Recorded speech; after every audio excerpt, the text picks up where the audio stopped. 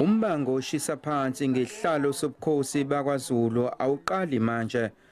Umlando uyayiphinda ngalombango njengoba kusukela ngezikhathi zombumbi wesizwe samaZulu uShaka ngesaba ukuthi uShaka kwangelula kuyena ukuqoqobala intambo zombuso wakhona.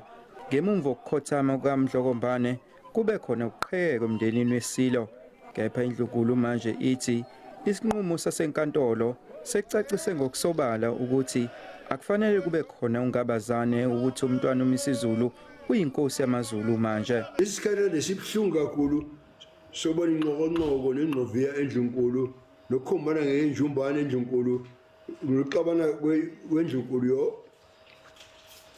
Ngakho sesibheke umbuso omusha ngaphansi kwenkosi yethu esibekwe ngokucacileyo.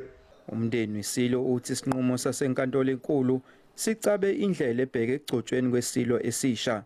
Democracy is something that came now, but long ago there has been kings, and the royalty and the Zulu custom has been in the fore as far as appointing the king is concerned. So the judge was correct. uZulu uthi ethemba ukuthi isilo esisha sizosebenzela ukuthula nokugcina amasiko kaZulu. Kusiphethe kabi-ke nobe sekwenzekile isikhathi eside udeqeqwe enkantolo besehlisa usithunaza isithunzi sakithi kwaZulu.